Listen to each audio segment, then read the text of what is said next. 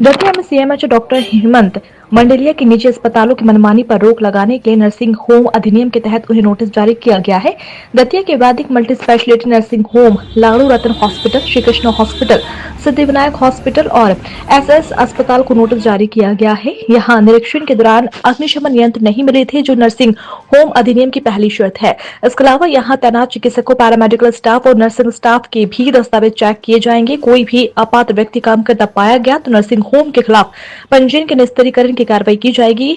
CMHO doctor Hemant Mandelia ने बताया कि उन्होंने एक विशेष जांच दल बनाया है, जो निजी अस्पतालों का निरीक्षण कर उन्हें रिपोर्ट सौंपेगा। फिलहाल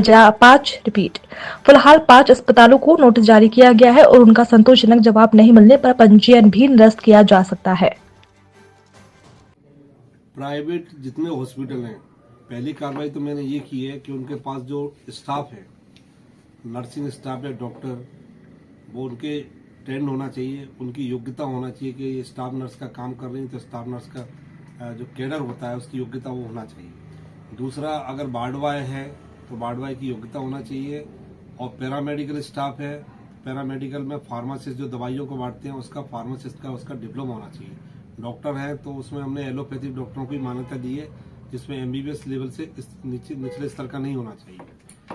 और एक तो हमने ये दस्तावेज उनके हों वो भी हमने, अगर हम निरीक्षण करते हैं और ये सारी चीजें नहीं तो उनके विरुद्ध कार्रवाई करेंगे। जो नर्सिंग होम एक्ट अधिनियम है उसी के तहत कार्रवाई होगी।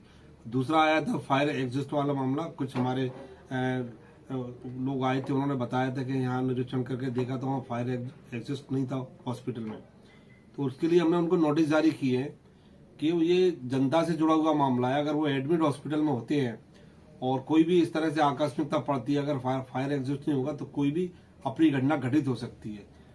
जो नर्सिंग होम एक्ट अधिनियम के रजिस्ट्रेशन के प्रतिकूल है, विरुद्ध है।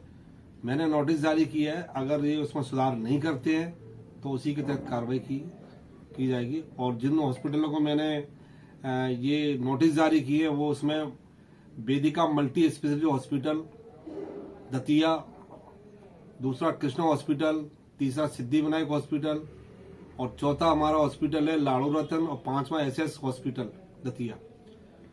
इसके अलावा जो नर्सिंग कॉलेज में जो हॉस्पिटल हैं वहां पे अगर मेरे को पर्याप्त व्यवस्थाएं नहीं मिलेंगी तो उनका उसके तहत भी कार्रवाई करूंगा। उनका नर्सिंग कॉलेज है तो जो भी सक्षम अधिकारी उनके विरुद्ध कार्रवाई के लिए लिख करूंगा। ये भी टीमों में मैंने सभी जो डॉक्टर्स रखे हुए हैं और पैरामेडिकल स्टाफ रखा है, तो वो जल्दी 7 दिन के अंदर हमें रिपोर्ट प्रस्तुत करेंगे। उसके तहत हम कार्रवाई करेंगे। इसमें फायर एग्जिस्ट भी शामिल है। उसमें हमने एक चेकलिस्ट बनाई है। उस चेकलिस्ट में जो नर्सिंग होम एक्ट अधिनियम रहता रजिस्ट्रेशन करते हैं, उस चेकलिस्ट में सारी शर्तें दी गई हैं। उसमें कोई भी शर्त की कमी पाई जाती है, ये नहीं है उसमें चेकलिस्ट में, तो मैं उसी के तहत कार्रवाई करूंगा। तदनुसार कार्रवाई होगी, उसमें उनका रजिस्ट्रेशन निरस्त हो सकता है।